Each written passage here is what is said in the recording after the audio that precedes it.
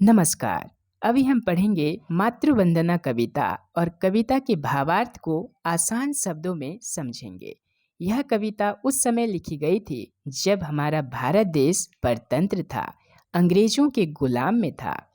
इस कविता में कवि ने भारत माँ की वंदना भी की है और कवि के देश प्रेम, देशभक्ति और बलिदान की भावना भी इस कविता में व्यक्त की गई है। चलिए समझते हैं इसके भावार्थ को। कवि कहते हैं, नर जीवन के स्वार्थ सकल बलि हो तेरे चरणों पर माँ, मेरे श्रम संचित सब फल। अर्थात हे माँ, हे जगत जननी, इस मनुष्य जीवन के जितने भी स्वार्थ हैं, सकल यानी समस्त, सब, इस मनुष्य जीवन के जितने भी स्वार्थ है सब आपके चरणों में बलि कर देना चाहता हूँ, बलिदान कर देना चाहता हूँ, न्यौछावर कर देना चाहता हूँ।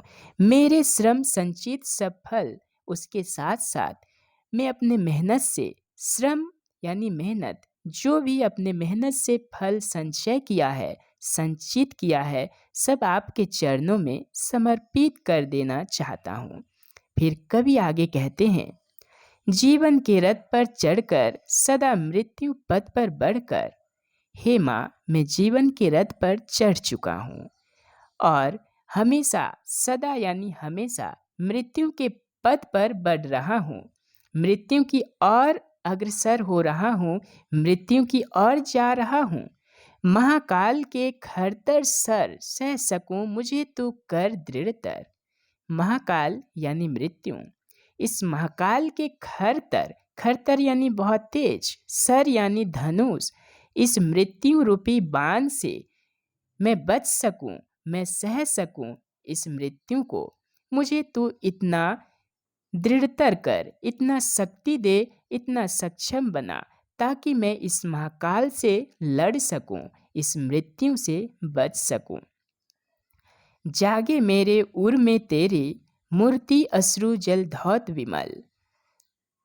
और मैं अपने हृदय में, उर यानी हृदय, और मैं अपने हृदय में आपकी मूर्ति को बसाना चाहता हूँ और आपकी मूर्ति को मैं अपने आंसू से धोना चाहता हूँ। अश्रु जल, अश्रु यानी आंसू, आंसू के जल से, धौत यानी धोना, आंसू के जल से आपकी मूर्ति को मेरे इस हृदय में धोना चाहता हूँ। दृग जल से पावल बलि कर दूं, जननी जन्म श्रम संचित सब फल।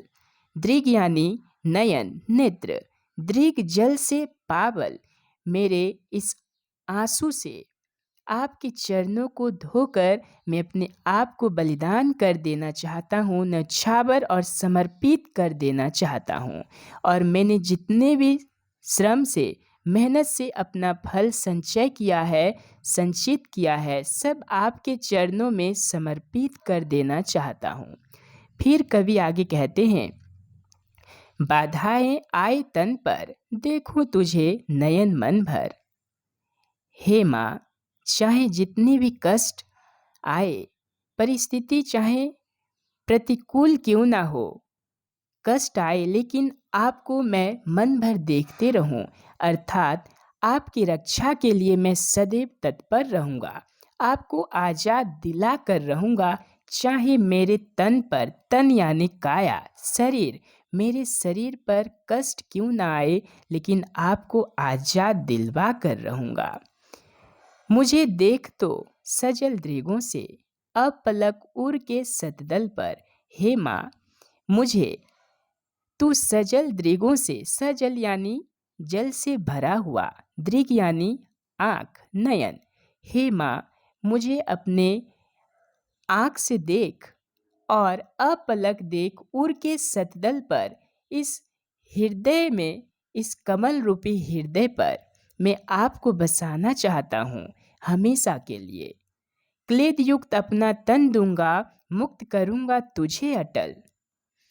क्लेद यानी पसीना, पसीने से लथपथ चाहे मेरा शरीर हो जाए, खून से लथपथ हो जाए, लेकिन मुक्त करूंगा, लेकिन हे माँ, आपको आजाद करवाऊंगा, अंग्रेजों के गुलाम में रहने नहीं दूंगा, स्वतंत्र करवाऊंगा। तुझे आज़ादी दिलवाऊंगा, तेरे चरणों पर देकर बलि सकल श्रेय श्रम संचित सब फल। आपके चरणों में मैं अपने आप को बलिदान दे दूंगा, न्यौछावर और समर्पित कर दूंगा मैं अपना सारा फल, जो मैं अपने मेहनत से, अपने श्रम से जो भी फल मैंने कमाया है, संचय किया है, अपने आप को न्यौछावर करके समर्पित कर दूंगा। इस कविता में कवि ने देश प्रेम, देशभक्ति, बलिदान और न्यौछावर की भावना को व्यक्त करने का प्रयास किया है। और आज के लिए ये इतना ही। इस चैप्टर का प्रश्न और उत्तर अगले वीडियो में आप सभी के लिए लाऊंगा। अगर आप मेरे चैनल पर नए हैं तो सब्सक्राइब ज़रूर करें, ताकि आपको नोटिफिकेशन मिले और आप इस चैप्टर का उत्तर आसानी से लिख पाएंगे। चलिए अब अगले वीडियो में मिलते हैं, तब तक के लिए धन्यवाद, नमस्कार।